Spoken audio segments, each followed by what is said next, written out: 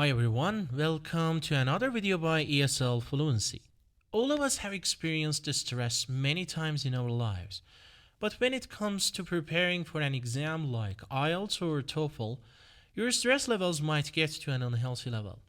So in this video, I'm going to give you 7 effective tips on how to manage your stress levels. But first things first, you should know that stress is an unavoidable part of our lives.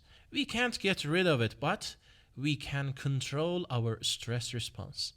At some points in this video, it might seem like I'm going off topic, but bear with me because it's all worth it. Now, to understand how our 7 tips work, first we need to know what actually happens in the body when we are stressed out. When our brain senses something stressful, it starts a process called stress response. Simply put, our bloodstream is flooded with a range of hormones like cortisol. Our heart rate starts racing and our breathing speeds up. At this moment, we feel super alert because we are now in a state of fight or flight. If you think about it, this state actually helps us think and act faster, which is a good thing. When we are out of that situation, our brain signals the entire body to calm down and everything goes back to normal.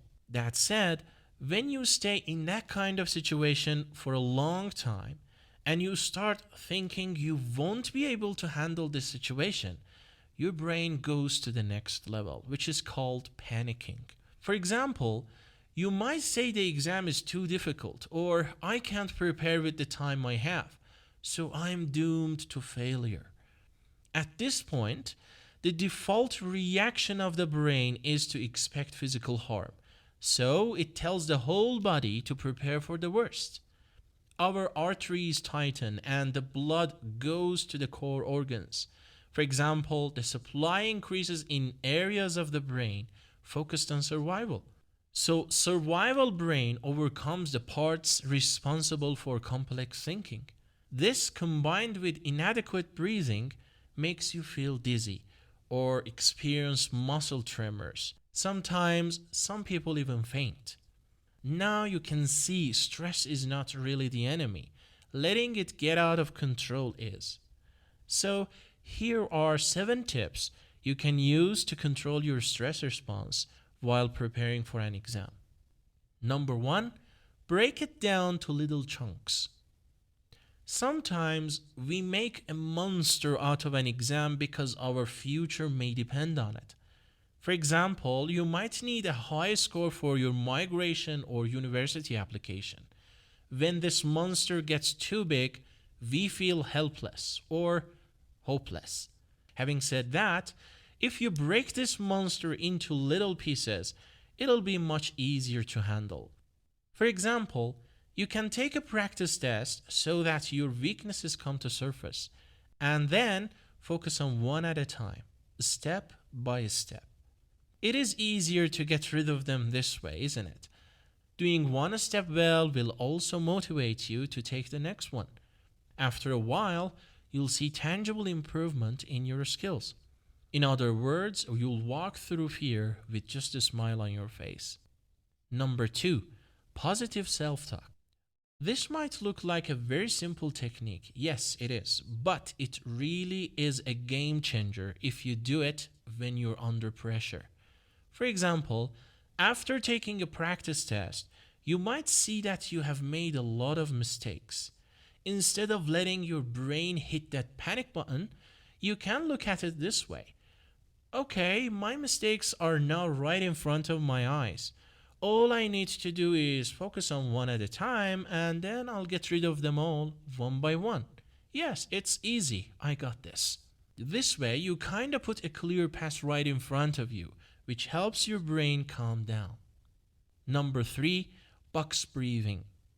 Sometimes the gap between a normal stress response and panicking is really short. When you find yourself freaking out, just do this. Inhale for 4 seconds. Hold it for another 4 seconds. Next, exhale for 4 seconds. Then stop for 4 seconds. After that, do it again.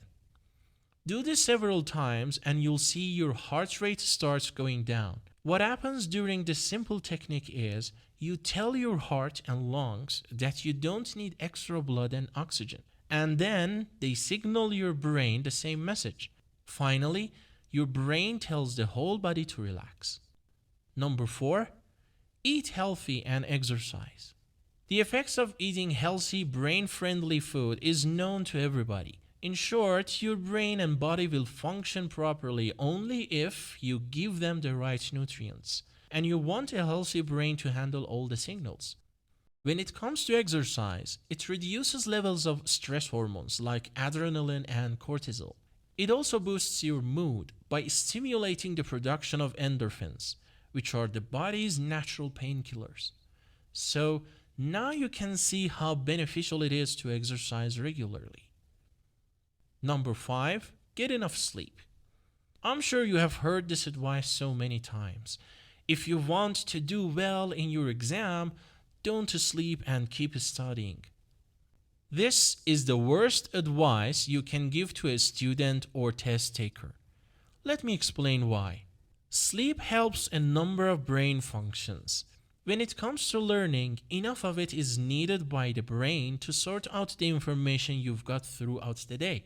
In other words, the brain needs enough time to strengthen some important memories and get rid of the less important ones. If you disrupt your sleep and not get enough of it, you are keeping your brain from doing what it is supposed to do. The amount of sleep people need might be different from person to person, but on average, adults need at least 7 hours of uninterrupted sleep. Number 6, mindful meditation. This technique helps with long-term stress. Simply put, it helps you get detached from all the chaos you experience out there and return to a peaceful state. By doing this regularly, you rewire your brain to not overreact when you are under pressure. Number 7, talk to someone. I'm sure you have heard people say, "Oh, I feel lighter now that I've talked about my problems." That's right, after talking to someone or even writing it down, you'll feel like a burden has been lifted from your shoulders. And as a result, you'll feel calm and not stressed out at all. As you can see, almost all these tips have something to do with your mindset, because the way we interpret the events in our lives has a huge impact on the way we feel. That's it, everyone. If you like this video, don't forget to subscribe for more. See you in the next one.